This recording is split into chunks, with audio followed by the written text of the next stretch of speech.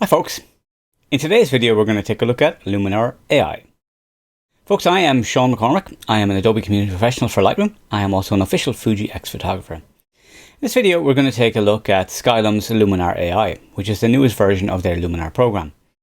It works in a standalone application format, or it can be used as a plugin for Lightroom, Photoshop and Apple Photos. So rather than just talk about what it is or isn't, let us just go and start using it. Here's an image I have inside of Lightroom. Now, when you install Luminar, it gives you an option to install plugins. So you need to make sure that your programs are turned off. So Photoshop and Lightroom are turned off, and Photos, if you're using that, Photos works in a slightly different way. We're not going to cover that because I'm more concerned about the Lightroom application. Now, in this case, I think the best way to use Luminar is actually via Photoshop, even though you're not using Photoshop properly for it. But we'll come to that in a second. So even if you're not familiar with Photoshop, I recommend this particular workflow. There are two ways to get a file into Luminar. And the first one is the standard one, which is you go to the edit in menu and you select it.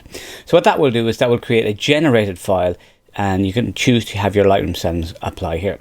But if you want to edit for the raw file, if you use plugin extras and transfer to Luminar AI, what it will do is it will actually send the raw file directly to Luminar, and you can use Luminar's raw processing. So if you wanted to skip out Adobe's raw processing for whatever reason, you do have an option to use Luminar's.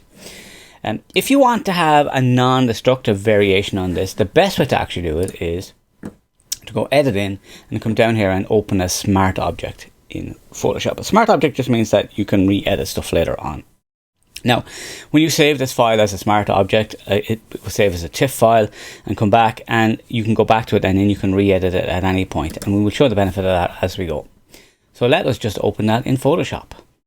Right, so here is the image opened up inside Photoshop, and what I'm going to do is I'm actually just going to make this Command 0 or Control 0 as the case may be, to make it fit inside here. And we can see here with this little symbol here that it is indeed a smart object. And all we're going to do from here is go to Filter, down to Skylum, and just apply Luminar AI. We just kind of have this extra step of going through Photoshop. It'll make sense later. We'll see why. So the whole concept of Luminar AI is that Luminar AI is a heavily AI-based program, and the idea is that when you get to it, it's trying to give you the opportunity to do things quickly. And to do that, it uses templates to make suggestions of what you should do for the edit. Now, these are just starting points. This is I'm just doing this from a trial. So these are just starting points. All right. If you were to bring a portrait in, it would suggest portrait templates. Now, templates are not the same as presets. They have the same kind of basis in that, yes, they give a particular look, but they're also using all of the AI. So the stuff that they do and the changes they make are based on the photo itself, and they're using machine learning to get the best possible use of each section of the plugin for that particular image. Now in this case here, when we say we're in templates, we get this suggestion here, and for this photo it's going to suggest easy landscapes, scenery and nature. But down further we can see that there are more landscapes, Mother Nature options, and then the portrait ones are down further just to let you know that there's some there. There's also macro and cinematic, as well as some lifestyle stuff. And then finally, there's some options for aerial photography. Now, we're obviously in landscapes here. So by clicking onto easy landscapes, we can see some of the fixes that are here. So we have long exposure, sunset, clean light. Now, as you notice, we're hovering, nothing shows up. So you actually have to click in to see what's going on. That's probably a little bit saturated. That's a little bit bright. I'm not 100% happy with those, right? So I can go back and then we can grab sunsets, for example, here. That's a little bit too processed, I think. And scenery and fast fixes. So we can click fast fix. That's a little bit too cool, I think. And what other options do we have? I think we will just go with easy landscapes. And we will grab like something like a sunset. So that is what we're going to start with here. Now, once you've done this, you're not limited to this. From there, you can go to edit. Very quickly, I'll just mention that if you need to reset your settings altogether, you can come down here. You also have the option to go to edit from that menu as well. So that's just those three dots on the actual template itself. And of course, you can fade it back here using the slider, so you don't have to use that 100% either. I'm going to leave this one at 100% for now, and we're going to go into edit. It is made up of 4 sections in tools. Well, first of all, we should mention that you've got your tools, local masking, and your history. So by going down to here, we can see that we have essentials, creative, portrait, and professional. Now we're only going to tip through a few of these. Obviously, we're not going to go into portrait because there's no faces in this particular one. We'll probably cover that in another video. But what we can see here by looking is that there's little dots beside some of them. Those dots mean that this particular image or this template is using something from that section. So we can see that it's using light, color, vignette, landscape, atmosphere, and a little bit of color harmony. Right. So let's think about what we want in this. It's a little bit bright. The sky is not great. All right.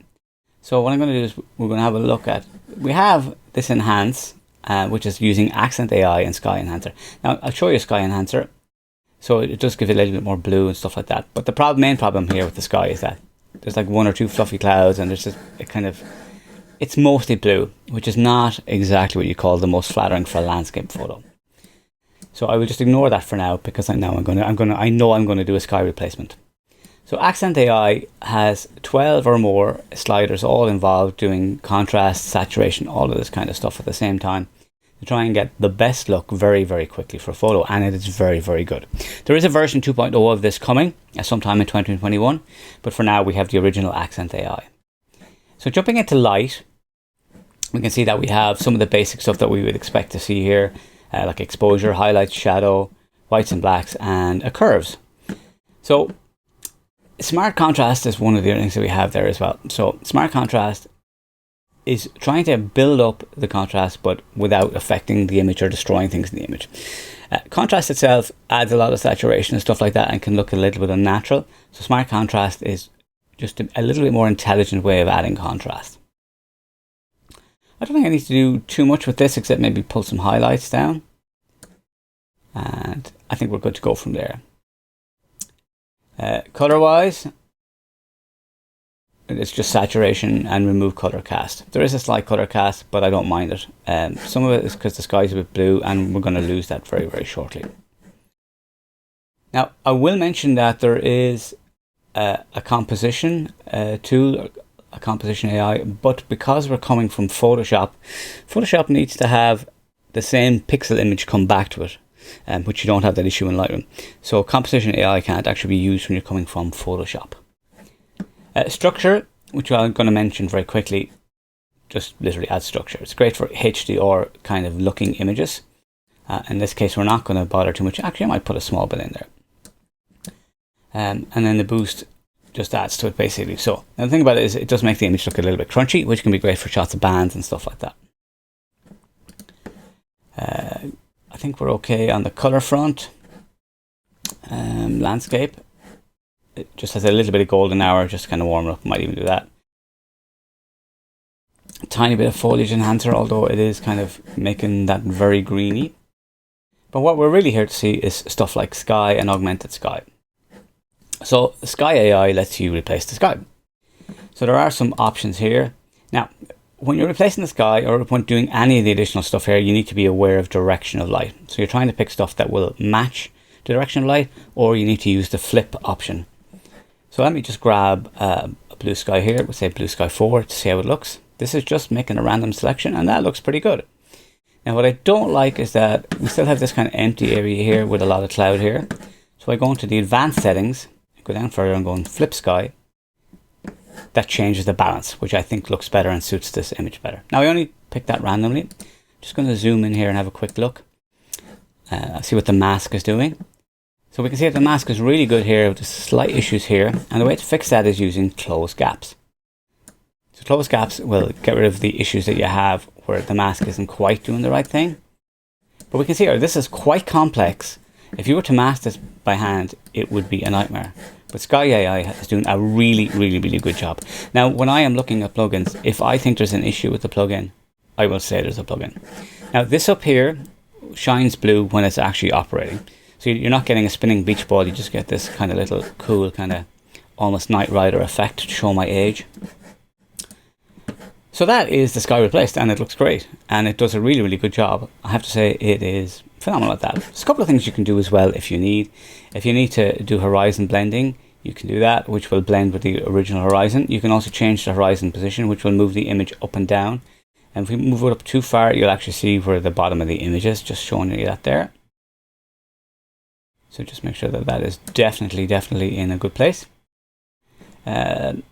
Sky Global is the strength basically of the underlying image, how much of it's there or not, and as in this case we're making it as not because, well, there's not that much there really. You've seen the sky defocus is something that you would use if, let's say, we had an issue here where that, how do we put this? So if your focus was gone towards the back and then your replacement sky was in focus, it would look really weird. So we'd use sky defocus to get rid of that. So I'm happy with that. I don't think I need to use any of the other stuff. So I'm going to go to Augment the Sky, which is another mask-based thing where you can add stuff. In this case, you can add things like moons and birds and stuff like that. So I'm going to add some mountains. Yeah, let's add some mountains here. So let me just click to look and see what looks good or bad. Yeah, that does look out of place. You know, and that's the thing, you need to find something that kind of suits it, like. Yeah, they're not bad actually. Right, so, and I think they're actually placed really well. Now the thing is, I'm going to use place object, and I am actually going to drag them down a little bit. I think they're a little bit high looking. Right, and so place object allows you to move them. The other thing that you can do in advanced settings is you could defocus it, for example, as well.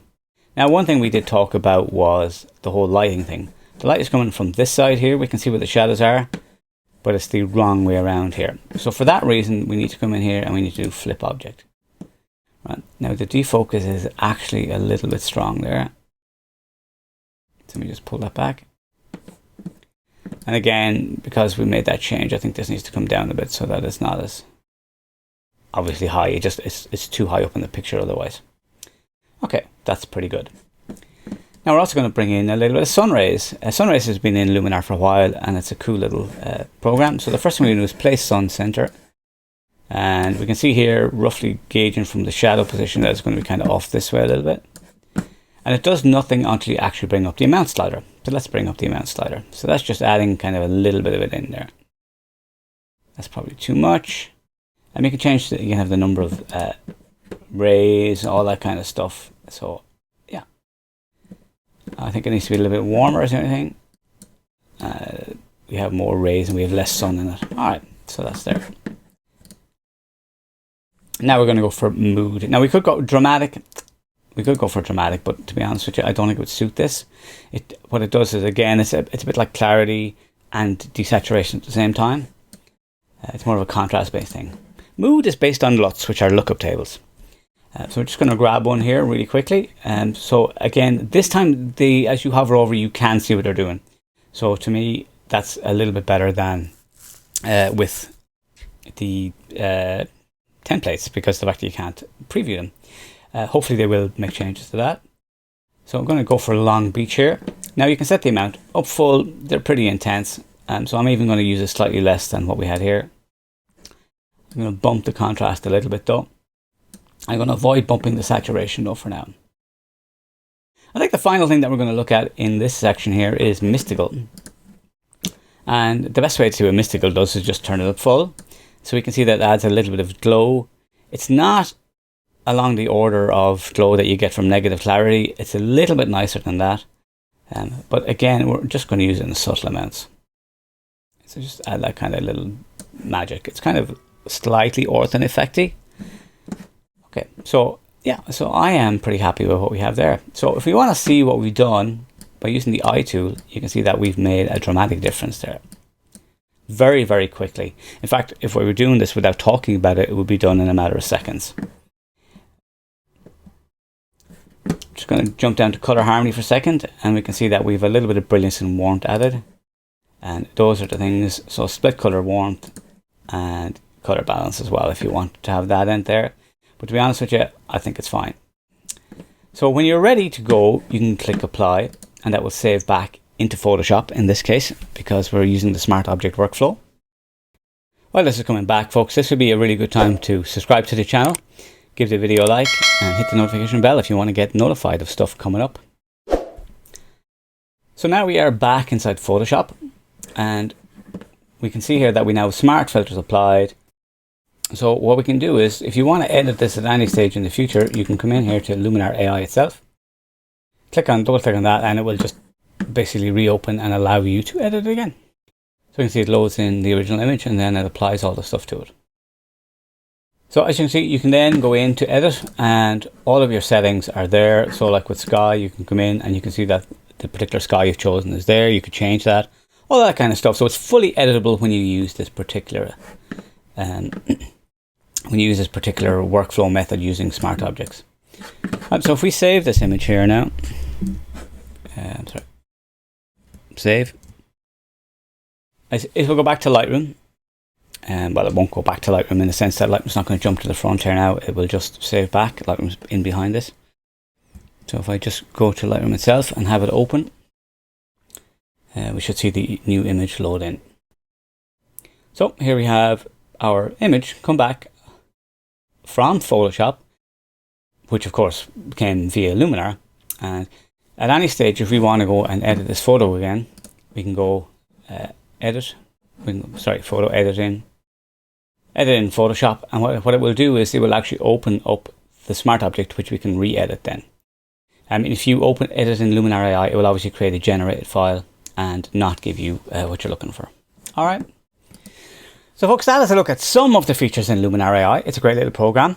It's definitely worth it. And I think, why would you get it over Lightroom? Well, because of the fact that it has all of these features with the AI that Lightroom just doesn't do. And the fact that if you use that Photoshop workflow, that you can easily have non-destructive edits. And here's the thing, right? No matter what package you have to get Lightroom, you have Photoshop with it. So that means that even if you don't use Photoshop, you can see how little we did with Photoshop there. We literally just created the smart object, ran the actual program from the filter menu, and then we saved it, and that was pretty much it. And that was all the interaction with Photoshop that was. So even if you're afraid of Photoshop, you can use that workflow because you're not really using Photoshop. It's just kind of, it's like handing it to somebody to hand it to somebody else, basically. So folks, if you liked that video, do give it a thumbs up, and please do subscribe to the channel. Share it with your friends, all that kind of stuff. Thank you for watching, and I'll see you in the next video.